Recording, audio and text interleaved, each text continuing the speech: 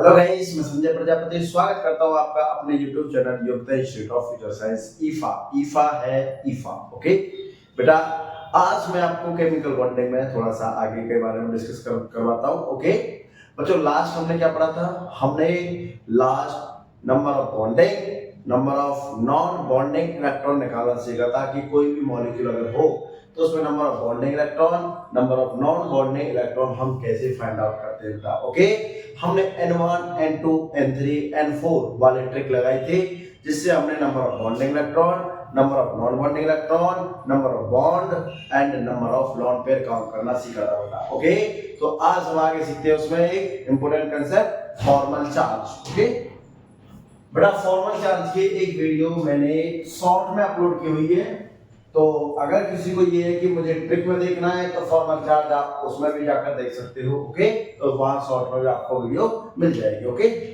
तो जब formal charge की हम बात करते हैं,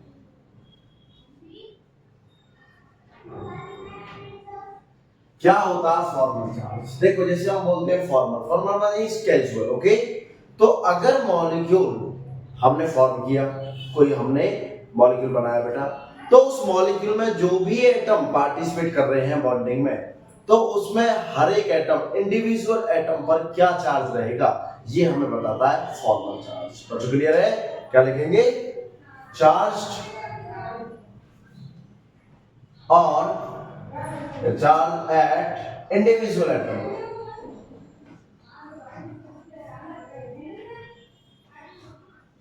बेटा, सिंपल सी डेफिनेशन है कि चार्ज एट इंडिविजुअल एटम, कि एक इंडिविजुअल एटम पर चार्ज बताइए इन ए molecule, in A molecule.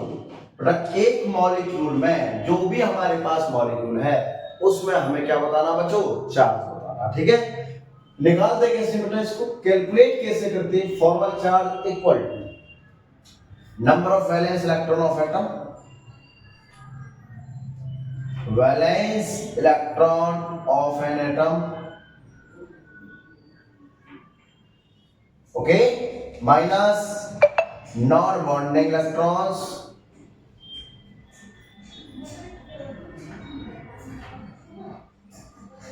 Minus number of bond.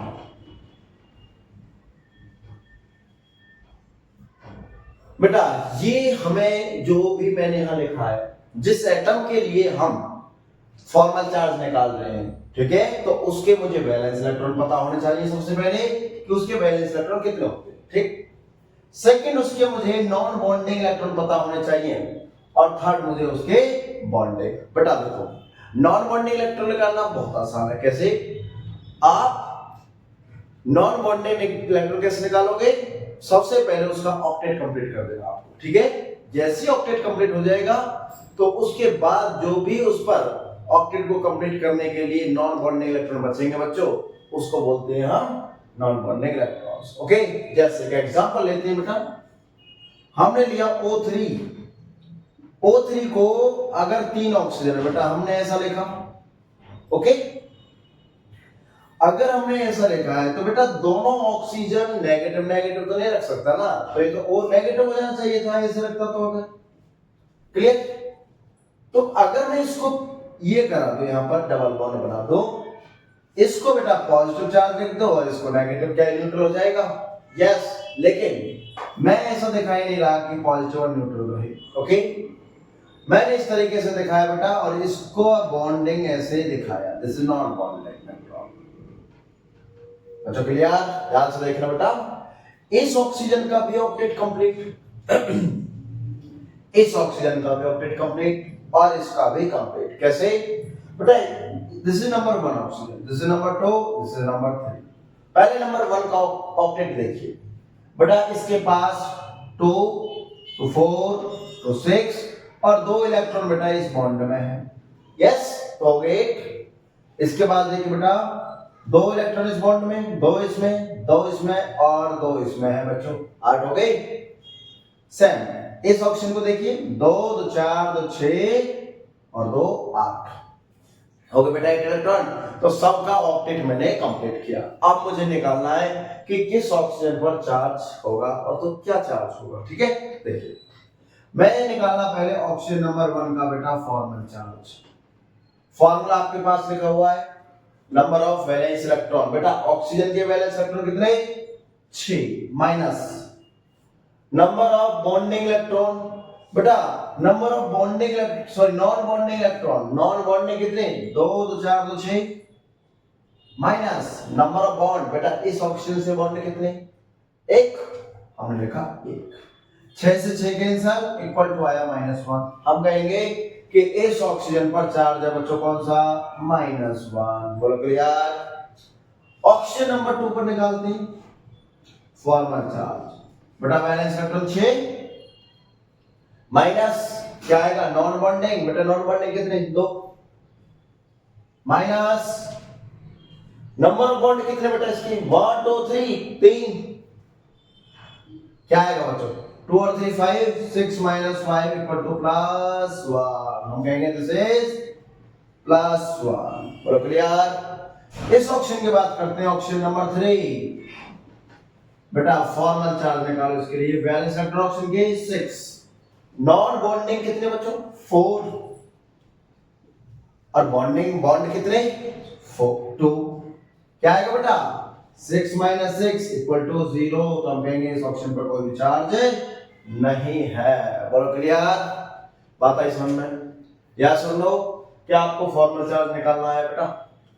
चलिए एक एग्जांपल और लेते हैं। ओके देखिए, फॉर्मूला लिखा रहने दीजिए ताकि आपको आसानी रहे।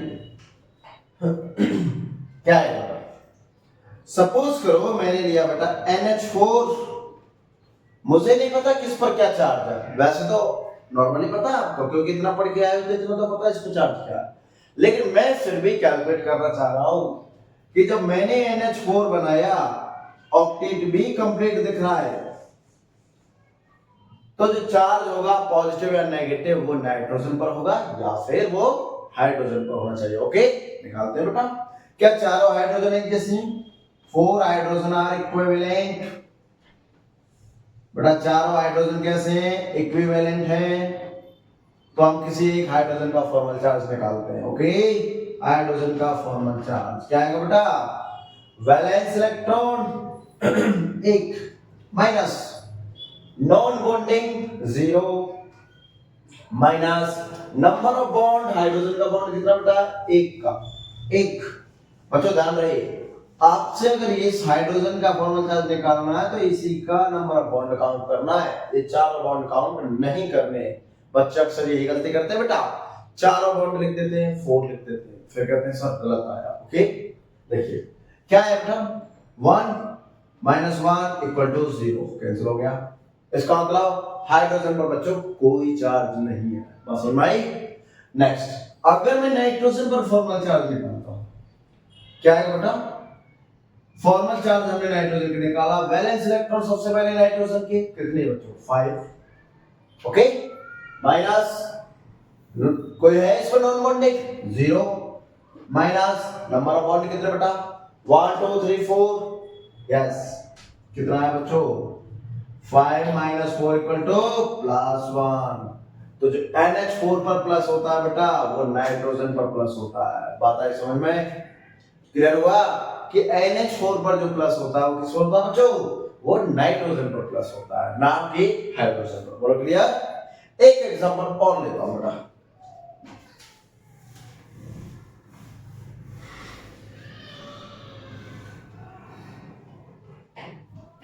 हमने बच्चों एक एग्जांपल लिया है, एग्जांपल है अपना BF4।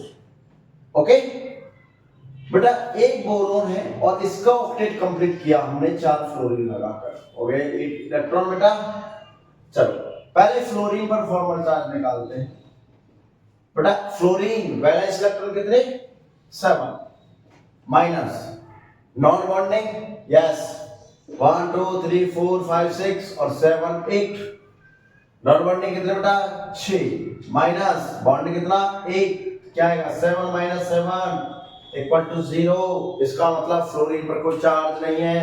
All fluorine are equivalent. Okay but अगर मैं बोरोन की बात करता हूं, फॉर्मल चार्ज क्या आएगा बच्चों? बोरोन के वैलेंस इलेक्ट्रॉन कितने बेटा? 3 माइनस, क्या नॉन बॉन्डिंग है कोई इसमें? नो, 0 माइनस बॉन्डिंग कितने बेटा? 4, क्या आया? -1। हेंस बेटा जब BF4 नेगेटिव लिखते हैं ना, ये नेगेटिव, तो एक्चुअल में नेगेटिव फ्लोरीन पर नहीं है, ये नेगेटिव बेटा बोरोन पर है। इसको ऐसा लिखें तो कोई दिक्कत नहीं। बोलो बात समझ में आई? बात समझ में आई भाई? अगर मैंने नेगेटिव चार्ज लिखा तो किस पर है? वो बोरोन पर है, नॉट फ्लोरीन। समझे बात?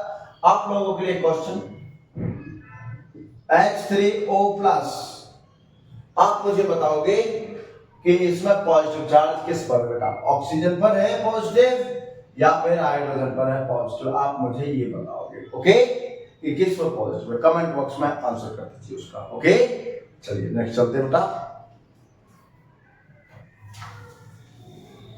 फॉर्मल चार्ज बेटा हम लोगों ने देख लिया। अब मुझे क्या करना बेटा? Octet rule, okay. क्या कहता है octet rule? Octet rule, okay. Octet rule कहता है बेटा कि अगर कोई एटम बॉन्डेड कर रहा है, बॉन्डिंग में पार्टिसिपेट कर रहा है, कोई बॉन्डिंग बना रहा है ना, बॉन्डिंग में अपने इलेक्ट्रॉन पार्टिसिपेट कर रहा है, तो उसकी बॉन्डिंग होने के बाद उसमें टोटल इलेक्ट्रॉन बेटा 8 होने चाहिए। That is called complete octet, okay. और यही कहा ऑक्टेट रूल ने कि after participate in bonding total electron count on the central atom are 8, okay. क्या है बेटा? कि after participate in bonding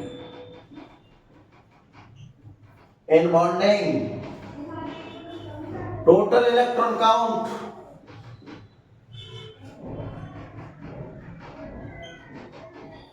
at center atom equal to 8। Total electron count कितने होने चाहिए बच्चों? 8 होने चाहिए। जैसे कि एग्जांपल देखो, CH4 बच्चों जब इसने बॉन्डिंग की तो इसके पास टोटल 8 इलेक्ट्रॉन हो गए।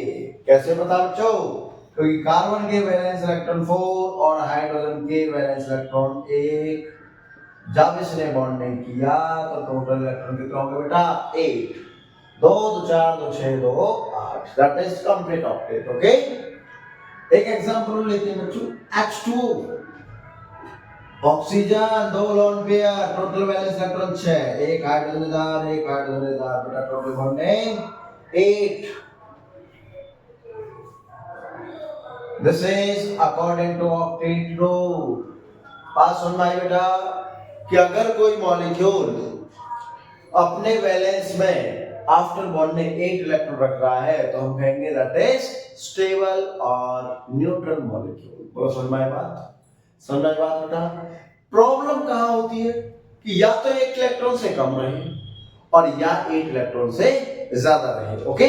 तो देखिए, अगर किसी मॉलिक्यूल में 8 इलेक्ट्रॉन से ज्यादा या 8 इलेक्ट्रॉन से कम रहते हैं तो उनको बोलते क्या है, ओके? क्या बोलते हैं भाई उनको? बेटा हमारे पास 2 टाइप के मॉलिक्यूल और होते हैं। Molecules are 2 types rather than octet, rather than complete octet, completed octet molecule, okay बच्चों। कंप्लीटेड ऑक्टेट वाले को छोड़कर हमारे पास 2 टाइप के मॉलिक्यूल होते हैं। फर्स्ट कौन सा? हाइपोवेलेंट मॉलिक्यूल। सेकंड है बेटा हाइपरवेलेंट molecule.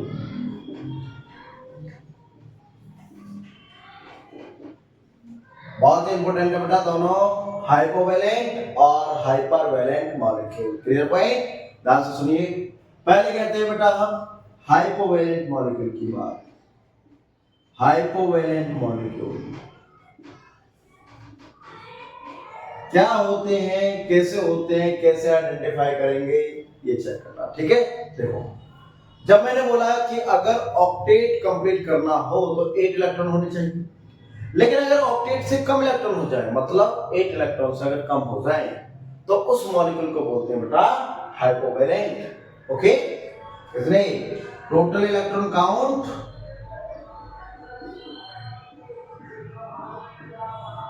at central atom less than 8। बात समझे, टोटल इलेक्ट्रॉन काउंट है जो बेटा सेंट्रल एटम वो लेस देन 8 होना चाहिए, that is called हाइपोवैलेंट।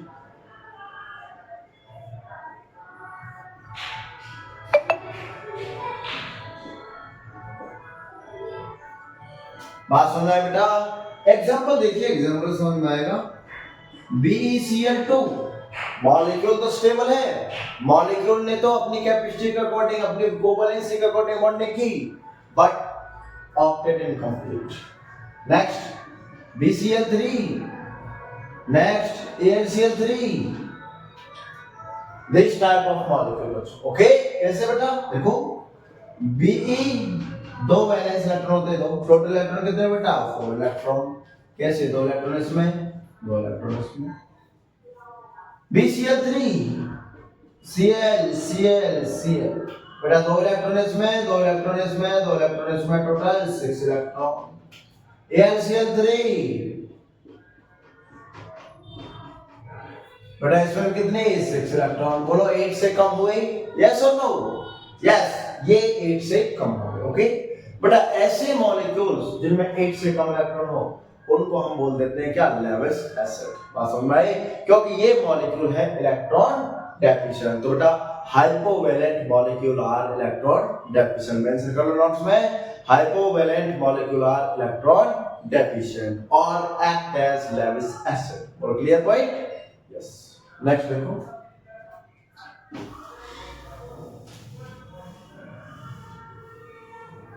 हाइपरवैलेंट molecule,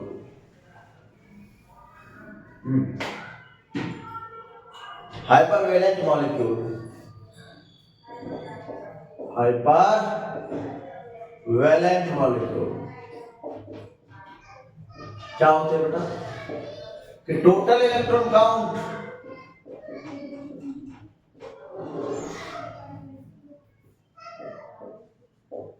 greater than 8 at central atom after bonding। बेटा बॉन्डिंग के बाद टोटल इलेक्ट्रॉन काउंट कितना होना चाहिए, 8 से ज्यादा। ओके, लेकिन 8 से ज्यादा कैसे हो, क्योंकि ये अपना ऑक्टेट एक्सपेंड करते हैं बच्चों। Okay, they expand their octet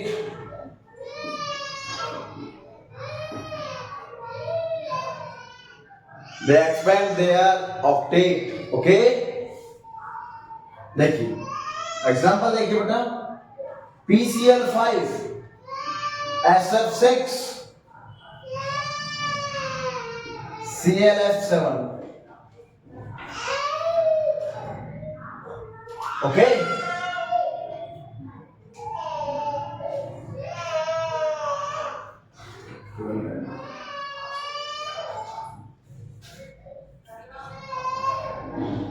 बच्चों PCl5 PCl बच्चों टोटल इलेक्ट्रॉन कितने, 10 इलेक्ट्रॉन, 8 से ज्यादा हुए। SF6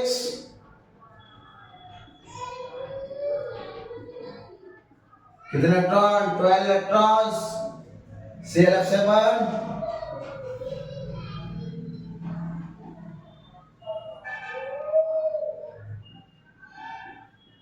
14 electron. बोलो क्लियर बेटा, इन्होंने अपने जो एक्सपेंड किया ऑक्टेट बेटा, अपना डी ऑर्बिटल यूज किया सभी ने। ओके, क्योंकि ये सारे के सारे phosphorus sulphur chlorine third shell के बेटा, और थर्ड सेल में डी होता है, तो अपने इलेक्ट्रॉनों को इन्होंने ट्रांसफर किया किसमें, डी सब सेल में। बस समझ आई, और डी सब सेल जब इन्होंने यूज किया तो अपना ऑक्टेट क्या कर लिया, एक्सपेंड कर लिया। बच्चों क्लियर हुई बात, यस।